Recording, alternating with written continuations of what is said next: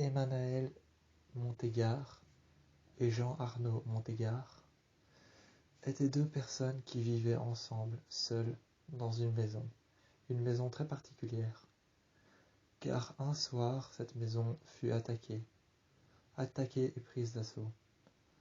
Anaël et Jean-Yves furent pendus, malgré eux, par tout le village, car tout le village croyait en des rumeurs, en des mythes et en des légendes, qui racontaient que la famille Montégard était une famille qui pratiquait des rites afin de pouvoir boire le sang des enfants dans des calices en argent, car les calices en argent étaient plus précieux à leurs yeux que les calices en or. Les calices en or n'avaient aucune importance, car ce n'était pas l'argent ni même le prix qui les intéressait, c'était les rituels. L'argent était plus précieux. Donc Anaël Montégard et son mari ont tous les deux été pendus devant leur propriété, où tout le village a pu assister à la pendaison. Devant leur propriété, tous les deux, ils ont été pendus et mis à mort par cause du fait que tout le village croyait qu'ils buvaient du sang d'enfants, qu'ils pratiquaient des rites afin de boire le sang des enfants, sans même devoir leur ouvrir le bras. Car tout le monde sait que lorsqu'on boit le sang d'un humain, on doit lui ouvrir le bras pour remplir le calice. Tout le monde sait qu'on fait ça. On commence par ouvrir les deux bras, on ouvre la veine, on laisse couler le sang dans le calice. On termine avec la fin, où on achève la personne. Mais les Montégard avaient une manière plus subtile de faire ça. Ils tenaient un rite ancestral depuis très longtemps, qui avait pour but de pouvoir faire sortir le sang sans même avoir l'aide d'une lame. Les Montégard avaient tous les deux été pendus, pour cause du fait que tout le village croyait qu'ils avaient pratiqué ce rituel qui avait été éteint par la famille depuis longtemps, car les gardes chevaliers d'il y a très longtemps avaient attaqué la famille Montégard une seconde fois. Une seconde fois, ils avaient été attaqués 2 fois lors de l'époque des chevaliers, mais les Montégard furent surface une nouvelle fois en 1900 lorsque le village crut eux-mêmes que les Montégard reprit leurs rites ancestraux. Leurs rites ancestraux afin de boire le sang des enfants sans même avoir l'autorité ni même besoin d'une lame. L'autorité ou le besoin d'une lame n'était pas quelque chose qu'ils avaient besoin. Ils n'avaient pas besoin d'une lame ni besoin d'autorité afin de conquérir leur meurtre. Ils ont donc continué à croire que les Montégard étaient les responsables de la perte de tous les enfants qui disparaissaient. Cependant, certains pensaient que c'était des loups. Certains pensaient que c'était des loups, des animaux, des sorcières, des sorciers. Mais tout le monde savait que, au-delà de ces croyances, par lesquelles on se rassurait que les enfants avaient disparu normalement, certains pensaient que c'était les Montégard qui pratiquaient encore leur rituel. Aujourd'hui, nous allions habiter dans une maison, elle tout aussi particulière. J'en ai bien peur que ce soit la maison des Montégard. Le soir, je me souviens avoir vu une silhouette la nuit. J'étais descendu jusqu'au petit puits, au fond du jardin. J'étais descendu au puits pour pouvoir apercevoir les étoiles. Et je me souviens avoir entendu une voix prononcer mon nom. 3 fois, elle m'appelait par mon nom. J'entendais un murmure. Elle m'appelait par mon nom, puis j'entendais des murmures. Encore une fois, elle m'appelait, toujours, jusqu'à ce que je pris le courage de fermer le puits pour ne plus entendre sa voix. Et c'est une seconde fois que je l'ai entendu. Lorsque le puits était fermé, je l'ai entendu crier à côté de moi. J'ai vu son visage avec des larmes de sang qui parcouraient le long de ses joues, qui coulaient le long de ses joues. Des yeux noirs, perturbants et terrifiants qui me fixaient au plus profond de mon âme. J'ai alors vu Anaël Montégard, et j'étais sûr, pertinemment sûr, que j'étais dans sa maison. Je ne savais pas ce qui allait se passer ensuite, mais j'étais pertinemment sûr que j'étais chez elle. Elle m'a regardé d'une telle manière que même mon âme en a eu peur. J'ai eu l'impression de mourir pendant un instant. Un léger instant, j'ai eu l'impression que mon âme avait quitté mon corps. Je ne savais pas quoi décrire, ni pas quoi dire, ni même quoi en penser lorsque je suis retourné chez moi à l'intérieur. Enfin, chez moi, chez Anaël. Je suis retourné à l'intérieur, mais je ne savais pas quoi dire ni même penser. J'ai commencé à faire des recherches. Je n'ai rien trouvé au sujet d'Anaël. Tout ce que j'ai trouvé au sujet d'Anaël, c'est qu'elle a été mise à mort avec son mari, devant sa maison, où tout le public a pu assister à sa mort, par pendaison. J'ai alors déduit qu'elle était toujours dans la maison, qu'elle pourchassait les gens qui y venaient. C'était encore qu'une déduction. Je ne savais pas si c'était vrai. Peut-être que c'était tout autant une légende que ce que les gens pensaient d'elle il y a bien longtemps. Mais j'ai alors continué à poursuivre mes recherches. J'ai poursuivi mes recherches pendant tellement longtemps que j'ai creusé son sujet, et que j'y suis parvenu à savoir. Les gens pensaient qu'elle buvait du sang d'enfant dans un calice en argent. L'argent avait beaucoup plus de valeur que l'or, pour elle. Les gens pensaient qu'elle faisait ça pour créer des rites ancestraux qui pouvaient invoquer des démons et des esprits. Elle a alors continué à faire ça pendant des années et des années, mais était-elle coupable? Personne ne le savait. Les gens en ont déduit qu'elle était coupable, mais n'ont jamais trouvé de source qui pouvait leur dire et leur certifier qu'elle était réellement coupable. Avait-elle fait ça? Je ne le savais pas. J'étais alors sûr et certain que j'étais en sa maison. Le soir, je me souviens, je suis allé me coucher, me préparer. Après avoir pris mon bain, je suis sorti et je suis donc allé dans mon lit. Je me suis allongé de tout mon long, j'étais fatigué d'avoir pu rechercher à travers son sujet, fatigué d'avoir vu son visage, terrifié d'avoir vu son visage, et fatigué d'avoir cherché à son sujet, d'essayer de trouver pertinemment si j'étais dans sa maison ou non. Je savais, mais je ne le savais pas encore d'une manière certaine Je ne le savais pas encore de manière certaine et je n'avais pas encore la certitude d'être dans sa maison. Ce n'était quelque chose de subjectif. J'étais alors certain que je pouvais trouver son sujet. Ça, j'en étais certain. J'étais certain de pouvoir trouver ce que les gens du village n'avaient pas trouvé. Elle avait été mise à mort, ça oui, je le savais. Mais avait-elle été mise à mort simplement pour ça, ou avait-elle été mise à mort pour autre chose? J'ai alors vu que 99% des enfants avaient disparu lorsqu'elle était encore dans sa maison. C'était peut-être ça qui les avait poussés à la pendre. J'ai alors continué mes recherches, et j'ai trouvé plusieurs ressources à son sujet. Mais le soir, j'étais tellement fatigué d'avoir cherché, que je me suis effondré dans mon lit.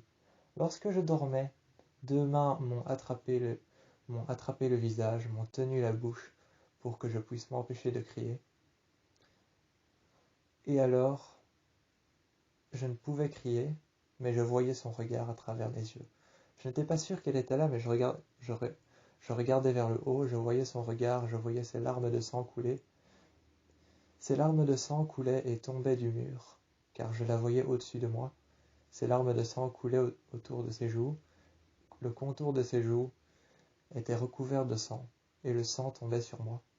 Je sentais que le sang était froid, mais que certaines gouttes pouvaient paraître chaudes. C'était très perturbant car je ne savais pas si elle était en colère ou si elle ne l'était pas. Elle avait l'air en colère vu la présence de son visage qui était plus que démoniaque. J'ai alors continué comme ça à chercher encore et encore. Je me souviens qu'un soir je suis sorti de ma chambre, et lorsque je suis sorti de ma chambre, j'ai senti que j'avais quitté une présence, que la présence n'était plus là. Je sentais une présence lorsque j'étais dans ma chambre. J'ai alors fait le test de re-rentrer et de ressortir. Lorsque j'étais à l'extérieur, j'ai su qu'il n'y avait plus aucune présence. Lorsque j'étais à l'intérieur, je sentais quelque chose. Peut-être que les activités les plus meurtrières de cette maison s'étaient passées dans ma chambre, la chambre avec les deux fenêtres en arc de cercle qui donnaient vers l'extérieur. J'étais alors sûr que tout s'était passé dans cette chambre-ci, la chambre que je détenais, la chambre que j'avais choisie. Je me suis alors protégé un soir. Lorsque je sortais, je savais que je ne sentais plus rien. Mais je ne sentais plus rien car le soir, lorsque je sortais, je pouvais apercevoir des veines au travers des murs, des veines noires qui parcouraient comme des racines, des branchages qui étaient à travers les murs, comme si la maison était vivante et avait des veines, du sang qui lui parcourait les murs. Comme si la maison était vivante, elle avait du sang, des veines qui lui parcouraient les murs, des nerfs pour ressentir ce qu'on lui faisait. Comme si, comme si la structure de cette maison était son squelette. Comme si la structure de cette maison était réellement son squelette, la maintenait debout, pouvait créer des mouvements à l'intérieur, faire en sorte que la maison soit vivante. Et comme si la tuyauterie de cette maison était ses veines. Comme si l'eau qui y passait à travers était son sang, et comme si les bruits qui y passaient à travers étaient sa voix. Comme si la maison était vivante, j'avais l'impression de ressentir une présence. Mais quand je sortais, je voyais que ces veines noires qui me parcouraient l'esprit et qui parcouraient les murs m'atteignaient de plus en plus et venaient de plus en plus vers moi. Je me suis alors égaré dans un second couloir où je me suis posé contre une porte. J'ai senti alors deux bras qui se sont pris d'assaut contre moi et qui m'ont plaqué contre le mur. J'ai une nouvelle fois vu son regard. J'ai eu tellement peur cette nuit-là que j'ai couru et elle a disparu. Je ne savais pas où elle était, mais elle avait disparu. J'ai alors couru dans ma chambre, je me suis enfermé à double tour, j'ai caché la clé à un endroit où même moi je ne pouvais pas savoir où je l'avais cachée.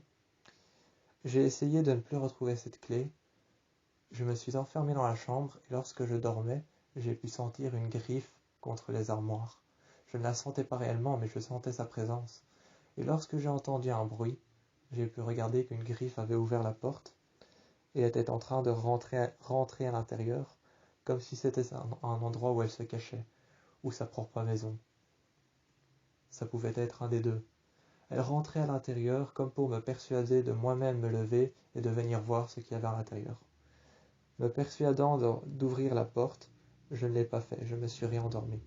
Je me suis réendormi, mais lorsque j'ai entendu le chargeur d'un fusil se charger, je me suis demandé ce que ça pouvait être. Je suis alors sorti une nouvelle fois et j'ai vu ma mère avec les yeux rouges qui reflétaient dans le noir, qui était étincelant. J'ai vu Anaël Montégard derrière, avec son regard noir et ses larmes de sang qui regardaient ma mère. Ma mère qui nous pourchassait tous les deux à travers la maison. Ma mère qui nous pourchassait avec un fusil à la main, qui n'avait aucune voix, aucun sentiment. Elle ne ressentait rien, elle ne voyait rien, elle n'entendait rien, mais pourtant elle nous pourchassait comme si quelque chose la maintenait et la manipulait. Elle nous pourchassait, elle chargeait son fusil, elle tirait sur nous, elle essayait pertinemment de nous tuer. Je me suis alors caché dans ma chambre, je me suis caché avec ma sœur, avec mon frère et avec tous les autres membres de la famille, avec mon père, attendant qu'elle se calme. On a entendu plusieurs coups de feu, aux alentours de minuit, 1 heure du matin. Elle est arrivée dans la chambre, elle a tiré sur mon frère 2 fois, tiré sur ma sœur 3 fois, tiré sur mon père 4 fois, et elle a donc tiré sur moi. Et avant de tirer sur moi, elle m'a regardé dans les yeux, avec ses yeux étincelants rouges, avec Anaël Montégard derrière, qui tenait elle aussi un revolver. Elles m'ont tous les deux regardé et elles m'ont tous les deux dit au revoir de manière brute et brutale. De manière brute, brutale, asséchée et froide, elles m'ont tous les deux dit au revoir, avec ma mère qui détenait ce regard lumineux et rouge, étincelant, et Anaël Montégard qui retenait ce regard noir, effroyable, sanguinaire, et ses yeux noirs qui étaient livides, et son esprit qui venait de disparaître. Elles m'ont alors tiré 3 fois dans la poitrine, 2 fois dans la tête. Mon esprit avait disparu, mon corps était en train de se vider de son sang. J'étais mort dans ma propre chambre. Les autres étaient morts dans un endroit dans lequel je les avais enfermés. Et cette maison détenait un secret des plus terrifiants. Ce soir-là, Amityville savait que chaque humain, chaque être humain, pouvait faire en sorte que ses propres sentiments se retourneraient contre eux. Amityville savait que les sentiments d'un être humain pouvaient se retourner contre eux très facilement. Ce qu'elle a utilisé, Anaël Montégard, c'est nos sentiments. Elle a fait en sorte que nos sentiments se retournent contre nous. Lorsque nous nous sommes tous retournés contre nous verbalement, puis ensuite physiquement avec des armes, et puis avec des armes, nous nous sommes tous retournés les uns contre les autres. Nous nous sommes retournés les uns contre les autres jusqu'à ne faire plus une boule d'énergie énorme qui pouvait détruire tout ce qu'il y avait autour de son passage. Cette boule d'énergie énorme qu'il y avait autour de son passage était notre mère. Notre mère nous détruisait les uns contre les autres, nous pourchassait et nous faisait en sorte que nous, frères et sœurs, notre père aussi, se mettent à se retourner contre nous. Nous étions alors plus que 2 dans la maison, notre père s'était retourné contre nous, notre mère et Anaël Montégard qui n'attendaient que notre mort. Notre frère, moi et ma sœur, nous étions tous les 3 dans cette maison et nous n'attendions plus qu'une chose, que ça se calme. Mais nous ne savions pas que Anaël Montégard avait réussi à retourner nos sentiments contre nous. Nous avions réussi à nous entretuer dans une petite chambre dans laquelle nous nous étions enfermés pour nous protéger. Nos sentiments avaient pris le dessus et Anaël Montégard avait réussi à nous enfermer dans un endroit dans lequel on se sentait bien, mais qui avait donc viré au cauchemar à minuit, 1h du matin. À 3h15 du matin, tout le monde est mort. Tout le monde est mort dans la même pièce, rassemblés en portrait de famille, tout le monde est mort dans la même pièce, les cadavres ont été transportés au grenier. Certains ont été transportés à la cave, mais le reste de la famille a été positionné dans le grenier en portrait de famille.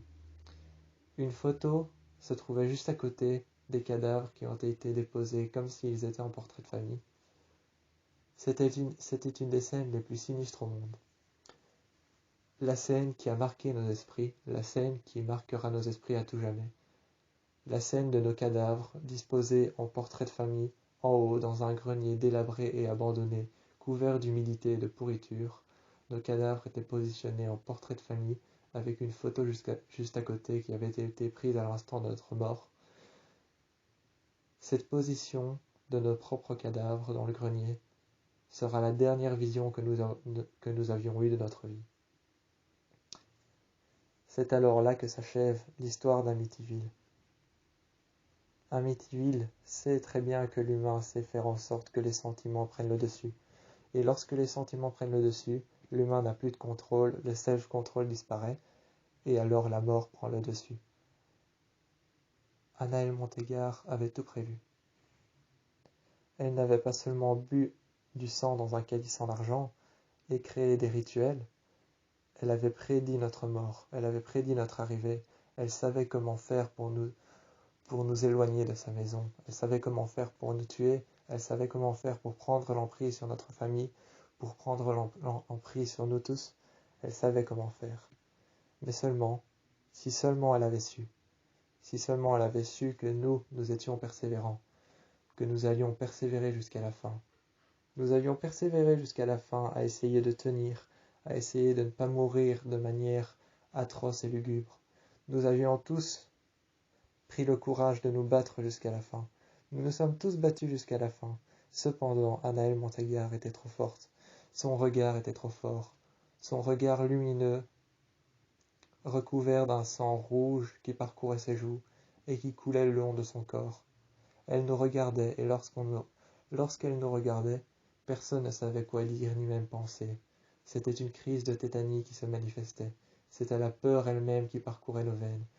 C'était l'effroyable sang et l'effroyable regard d'Anaël Montégard qui ne faisait plus qu'un avec nous-mêmes. Nous étions alors une personne qui n'avait plus aucun sentiment. Nous étions alors une personne qui n'avait plus aucun sentiment, plus aucune pensée, plus aucun besoin. Nous étions tout ce qu'il fallait pas pour être humain. Nous étions alors une simple souche de colère, de haine et de rancœur. Nous n'étions plus humains lorsque nous avions vu Anaël Montégard, car elle sait que lorsque nous avions vu ça, nous ne sommes plus humains car les besoins ne se font plus ressentir, ils disparaissent rien qu'avec la présence de son regard. Les besoins disparaissent, les envies disparaissent, les sentiments disparaissent, tout ce qui font de nous des humains disparaissent lorsque la présence du regard d'Anaël Montégard arrive sur nous. Lorsque le sang d'Anaël Montégard coule dans nos veines, nous ne sommes plus humains, nous ne sommes alors des choses qui ne sont plus que matérielles. Matérielles, mais pourtant meurtrières. Nous nous sommes tous retournés l'un contre l'autre dans cette maison, et nous n'avions plus qu'une chose en tête, mourir l'un après l'autre. L'un après l'autre, nous sommes tous morts. Nous sommes tous morts en se retournant l'un contre l'autre. L'un contre l'autre, nous avions tous essayé de se tuer. Nous avions réussi. Car je me souviens que cette nuit-là, j'avais essayé tout de même dans l'obscurité, au plus profond des ténèbres, d'atteindre Anaël Montégard, de pouvoir l'irradier de la surface de la terre, de pouvoir vivre en paix dans cette maison. J'avais essayé de l'atteindre, d'irradier son regard, d'irradier sa présence, de pouvoir la tuer à nouveau, une nouvelle fois, de pouvoir la pendre une seconde fois comme ils l'ont fait. Même si c'était par pure volonté, je le ferais. Ce serait pour protéger ma famille, alors je l'ai fait. J'ai parcouru la maison, pièce après pièce, demeure après demeure, endroit après endroit, lieu après lieu. J'ai parcouru les salles de bain, j'ai parcouru les salles à manger, j'ai parcouru les couloirs, j'ai parcouru les pièces, j'ai parcouru les chambres, j'y ai mis des amulettes, j'y ai mis des chasse-cauchemars, j'y ai mis toutes sortes de choses vaudou qui pouvaient nous protéger des démons et des esprits. Je, je me disais pertinemment que cette chose et ces choses que j'accrochais partout pouvaient nous protéger d'Anaël Montégard qui ne voulait qu'une seule chose, notre mort. Mais cependant, cette nuit-là, à 3h15 du matin, notre mère est devenue totalement folle. Elle a pris le fusil d'assaut et le fusil de chasse de mon père. Elle les a tous les deux chargés. Elle a pris le fusil d'assaut, a laissé le fusil de chasse sur le côté. Et elle est partie dans les couloirs. Elle est partie dans les couloirs après avoir détruit chaque amulette, après avoir lacéré chaque chasse-cauchemar. Et elle est donc partie dans les couloirs.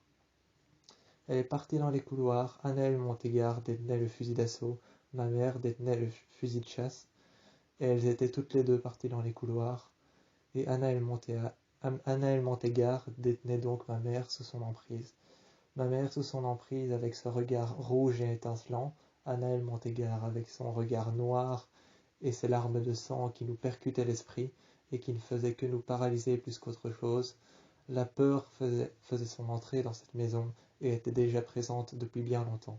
Nous étions tous morts ce soir-là, et Amityville, au plus profond des ténèbres, avait réussi à retourner les humains contre eux-mêmes.